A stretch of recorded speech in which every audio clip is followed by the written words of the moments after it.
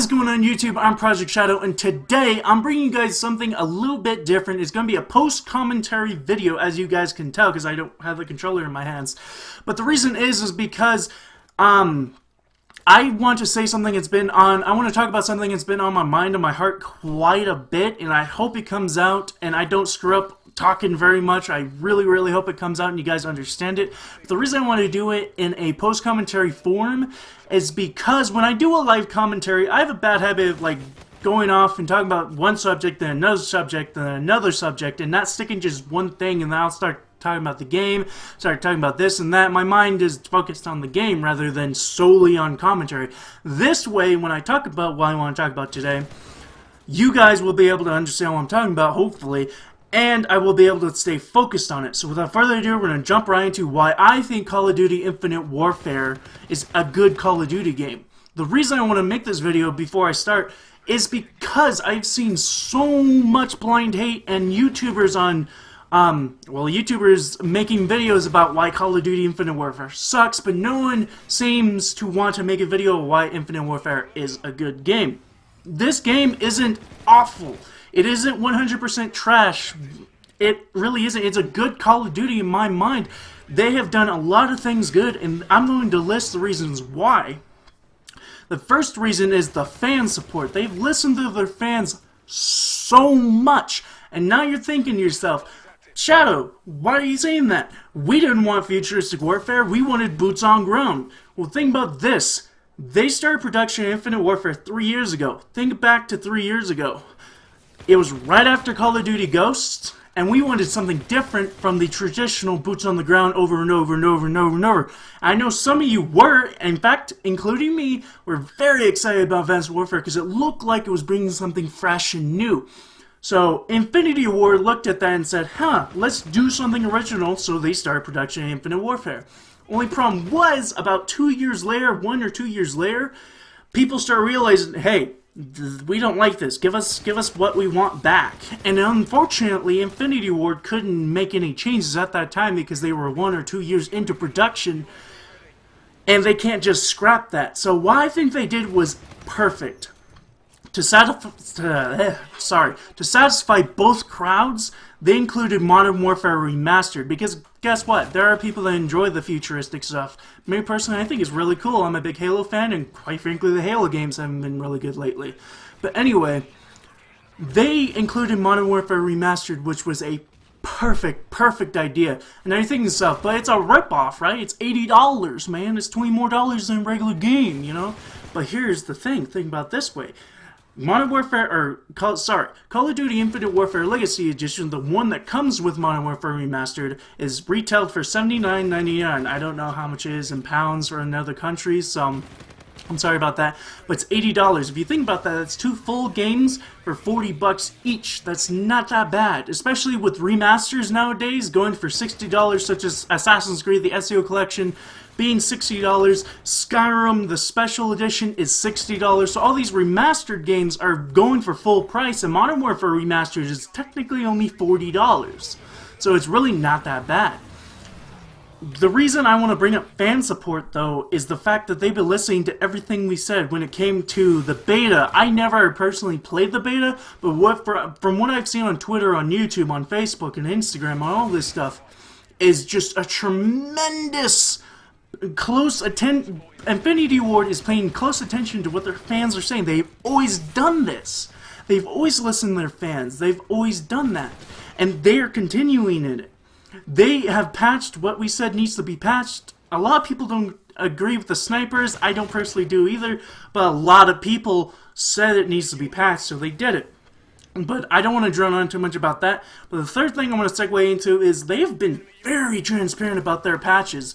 If you want to look up patches or whatever on Twitter, on Charlie Intel, or even on the Infinity Ward or Activision website, they show everything they do in those patches, down to the little nitty-gritty that most people won't even understand.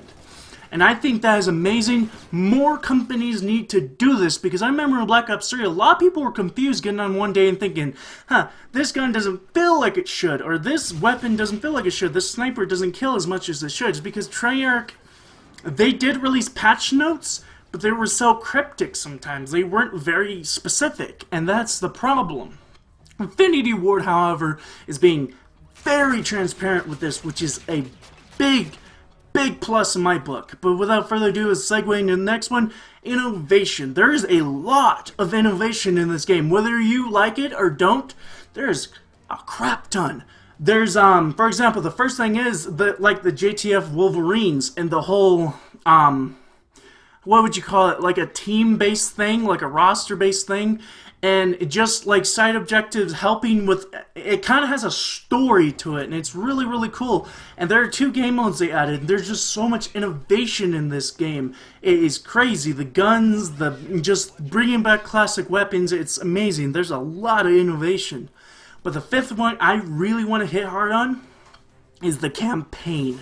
The campaign. Infinity Ward has always been known for amazing campaigns. Story, just getting your emotions all tied up. Modern Warfare series, one of the best campaigns ever for first-person shooters, in my opinion. Halo may be a little bit above them. I'm sorry if you guys can hear the phone.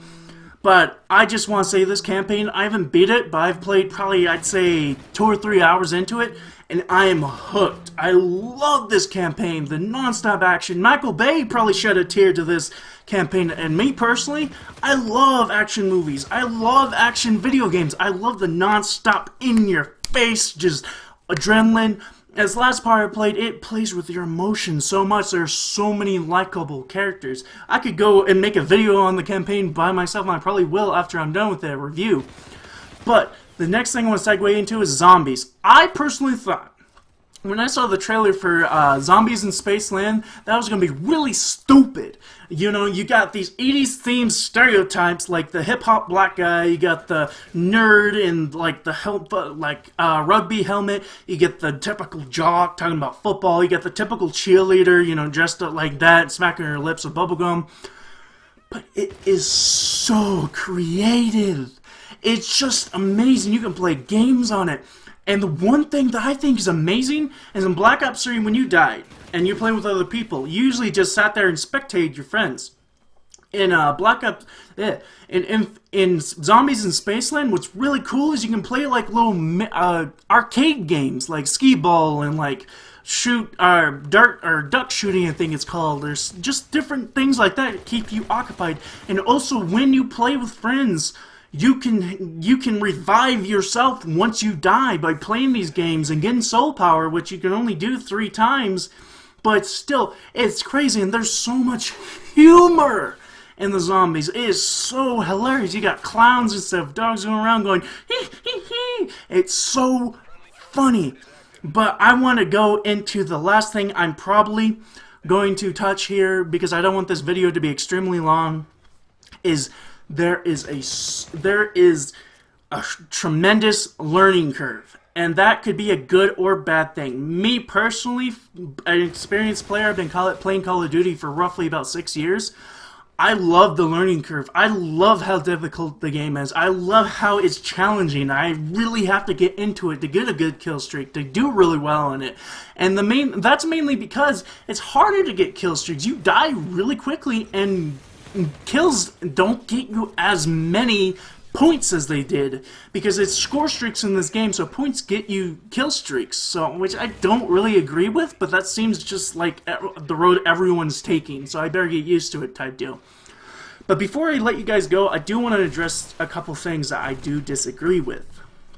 I don't know if it's Infinity Ward's fault or necessarily Activision's fault. Supply drops. I'm not okay with them. I'm not okay with the whole pay-to-win type deal. The whole you can pay money, get these supply drops, and get more powerful weapons. Because in this game, you can get supply drops to get these powerful weapons with better stats faster.